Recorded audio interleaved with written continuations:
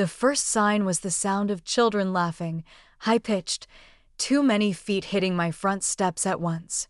I opened the door and saw them all.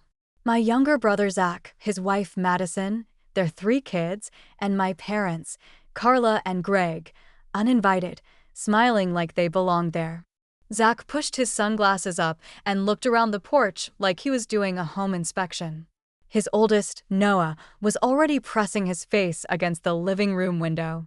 Madison stood off to the side, holding their youngest, a baby, wrapped in a yellow blanket and giving me that tight, polite smile she always used when she was pretending we were friends. I hadn't given them my new address. No one in the family had been over ever. I didn't need to ask how they found me. Madison had a way of getting things. Carla walked in first, without waiting for permission. "Look at this place," she said. "Rachel, you've really done well for yourself." It didn't sound like praise. It sounded like inventory. Greg nodded behind her, quiet as always. Zach followed them in without looking at me. The kids spread out already, picking rooms with their eyes. Madison stepped inside last, bouncing the baby and looking me dead in the eye. "It's just beautiful," she said. "Big, too." That was the moment I knew this wasn't a visit. This was a plan. And somehow I was the only one who hadn't been told. This wasn't new. It just hadn't happened in my house before. Growing up, the living room was Zach's kingdom. 3 years younger than me, but always louder, always messier, always forgiven. He broke the TV remote once, throwing it at my head. I got grounded for yelling. Mom, Carla, said I was too sensitive. Dad, Greg, just stared out the window like he couldn't hear either of us. When I turned 11, I started doing the laundry. By 13, I was packing lunches for both of us in the morning, setting his backpack out by the door so he wouldn't forget it. If I didn't, Mom would scold me for not helping the family. Zach got a Nintendo for his birthday when he turned 8. I got a cake from the grocery store and a card signed, "Love, all of us." No names. He was the golden child, and they didn't try to hide it. Carla loved introducing him to neighbors as our brilliant little athlete. I was Rachel. She's quiet, into computers or something. When I brought home my first A in calculus, no one noticed. When Zach scraped AC in biology, we went out for ice cream to celebrate effort. By the time I was 15, Zach had already shoved me down the stairs once, playing, he said. I wore long sleeves for a week to hide the bruise on my shoulder. Carla made me promise not to say anything if Grandma asked about it at Thanksgiving. "We don't need drama," she said. "Not with your brother's future on the line." After that, I stopped asking for anything. No prom dress, no rides to study group. I learned to walk instead. The school library stayed open late, and the janitor would let me sit in the corner until my legs stopped aching. At 17, the night I left, I didn't even pack a full bag. Just a hoodie, some notebooks, and a charger. I had $200 in a coffee can and a bus schedule I printed from the library. Carla told me not to come back unless I had real direction. I was still in high school, but direction wasn't the problem. The problem was that I stopped being useful. I stayed on friends' couches for months, graduated on time. They didn't come. No call, no card. I told myself it was better that way. Clean cuts heal faster. After that, I never went back for holidays. No 4th of July barbecues, no Christmas stockings. If they noticed, they didn't say. Or maybe they just liked it better with one less place at the table. Zach got married at 22. I wasn't invited. I saw photos posted online. Maddie in a white lace dress, smiling wide. Zach next to her with his arm around her waist, like he'd never done a wrong thing in his life. They had their first kid a year later. The second right after. By then, they'd already moved into my parents' house because childcare was easier that way. Carla doted on them, posted weekly photos. 3 generations under one roof. I wasn't in a single one. From then on, I was what they called me behind closed doors. The one who left. The one who didn't understand what family meant. The one who made her own bed, so let her lie in it. I had for years. But it wasn't a bed I was worried about anymore. It was the foundation underneath it. In the spring of 2020, the world shut down, and so did my lease. My job was the first to go. I'd worked as a QA contractor for a logistics software firm. No severance, just a form email and a final paycheck that barely covered the month. My roommate lasted 2 weeks longer before packing up and heading back to her parents' place in Michigan. I didn't have that option. The condo we'd been renting was too expensive for me alone. I sold most of what I had, furniture, monitors, a full-length mirror I loved, just to make rent that last month. Then I stopped sleeping inside. There wasn't much left to hold on to. What I did have was my truck, a beat-up silver Ford with more dents than paint, and a camper I bought secondhand on a whim 3 years prior. $1,200 cash, still had the receipt. I'd told myself I might go camping one day. I never did. Instead, I bolted the camper to the truck bed, swept out the dust, and made it livable barely. Foam mattress, one small fridge, and a plastic bin of clothes. I parked behind a strip mall on my first night. Streetlights kept blinking overhead. A group of teens skated by after midnight. One threw an empty can at my tailgate. I didn't sleep, just lay there, palms flat against the inside wall, listening for footsteps. The next day, I called my parents, told them the truth. Job gone, lease ended. Just needed a driveway to park in for a while. Carla didn't hesitate. "That's not going to work for us," she said. "We've got the kids here. It's too crowded." Zach got on the phone next. "If you want to park here," he said, "you're going to pay rent." The number he named was almost double what a lot nearby would have charged. I didn't argue, just hung up. After that, it was parking lots, grocery stores, abandoned office parks, a side street near the river. I found outlets on the back of laundromats to charge my batteries. Used solar when I could. Showered at the gym, or if that didn't work, used the public sink in a 24-hour gas station. I kept my mail at a friend's apartment. Ate canned soup cold more times than I cared to count. Once in July, the fridge failed overnight and ruined everything I had. When I finally found a warehouse job in a neighboring city, I offered to take night shifts. No commute. I lived in the back lot.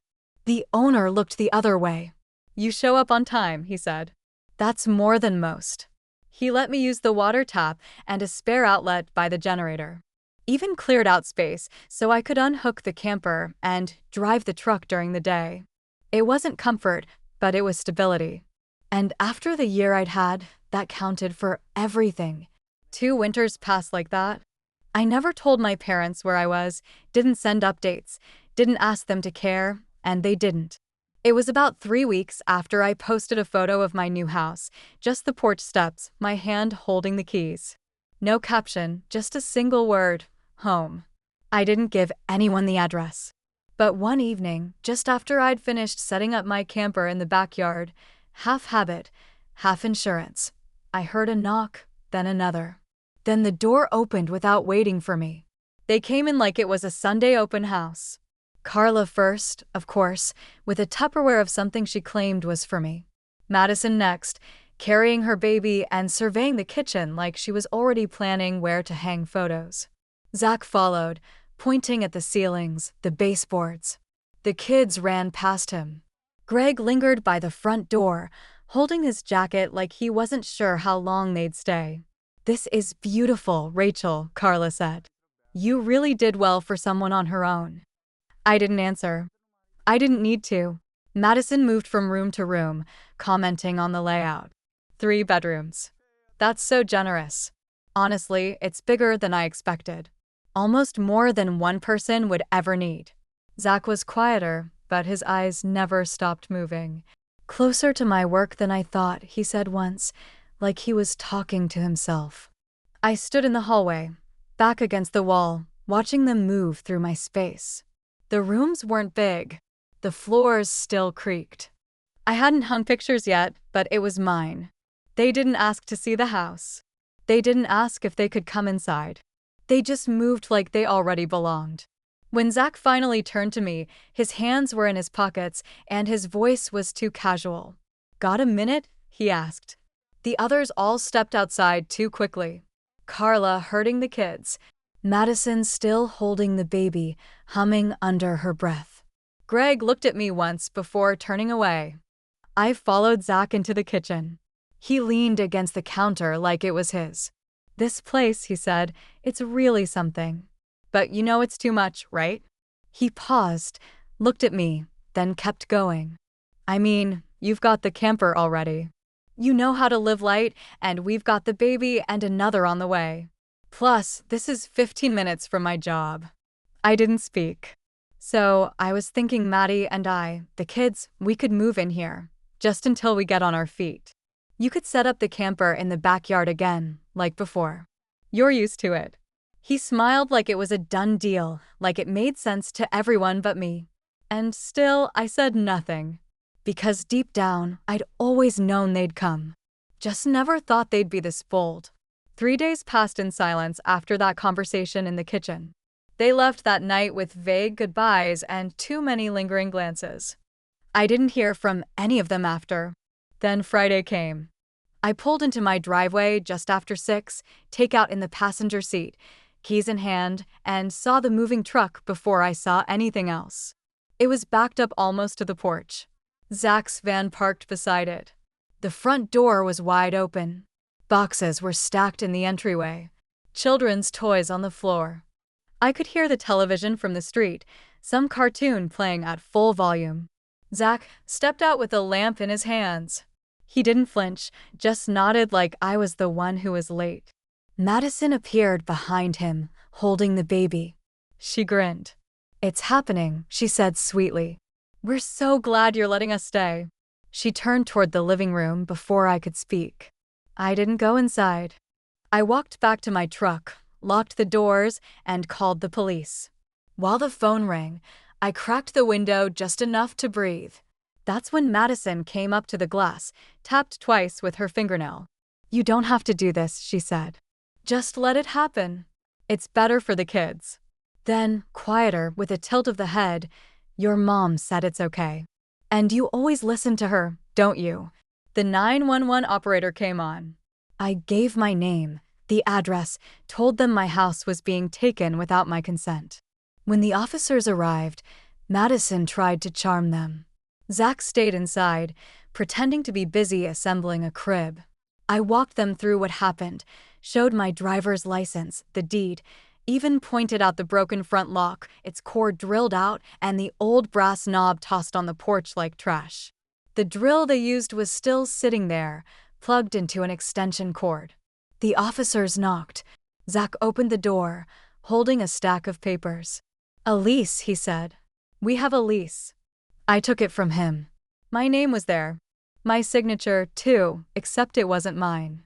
I held it next to my ID, let the officer see how the two didn't match. The loops, the slant, even the misspelling in my middle name. I looked at Zach. "This is fraud." His mouth opened, then closed again. Behind him, Madison's voice rose, trying to say something about doing it for the children, for the future, for family. The officer asked them both to step outside. That's when my parents showed up. Carla in full posture.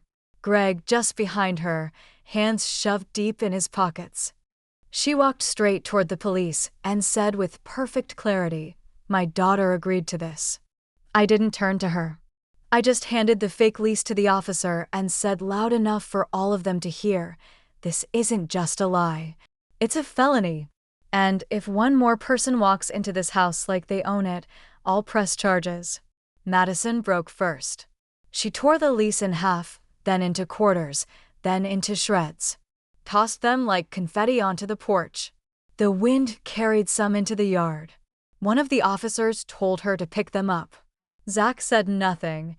Carla didn't cry this time. She just looked at me, jaw clenched. "You're being cruel," she said. I looked back at her, steady. "No, I'm being clear." The officers asked them all to leave the property immediately. And for once, they did, quiet, with no more pleading. But I knew that wasn't the end. People like them never leave with the door closed. They leave with it slightly ajar, waiting to come back. Christmas Eve came with freezing rain and the smell of cinnamon from my aunt's pie. I'd invited 10 people. Half were cousins I hadn't seen in years. The rest, my uncle, his wife, 2 old college friends, came from out of state. Some drove 3 hours just to be there. They brought folding chairs, homemade food, and music on scratch CDs. One of them, my Uncle Don, had even burned a Ray Charles Christmas album. He said no holiday felt right without it. We laughed more than I expected. No one asked about my parents. No one mentioned Zach. They'd all read the post months earlier, before I locked down my profile, and none of them had questioned it. Around 8 p.m., the door opened. I hadn't invited them. I never even gave them the time. But there they were. Carla first, holding a tray of store-bought cookies like that made a difference. Greg behind her, stiff and silent. Zach walked in with his hands raised like he came in peace. Madison followed. No baby this time, just makeup, perfume, and that permanent pout. They all said Merry Christmas like it was still theirs to say. The music stopped. Chairs creaked. My cousin Lauren stood up slowly, arms crossed. Uncle Don looked at me, waiting. I didn't say anything. Then he turned to Carla. You weren't invited, he said. Carla smiled. We came to make amends. Don didn't move. No, you came to be seen. That's different. The room stayed still. Madison tried to explain about the kids, about space, about not meaning to cause trouble. Her voice rose with each word until she was talking over herself. Then came the tears. She dropped into one of the chairs, hands covering her face, crying loud enough for the baby to hear from another zip code. She kept saying how unfair it was that a woman with 4 kids has to live in a crowded house, while someone with none gets all this. I stayed standing, arms at my sides. Madison looked up, tear-streaked and shaking. You don't even have a family, Rachel, and we do.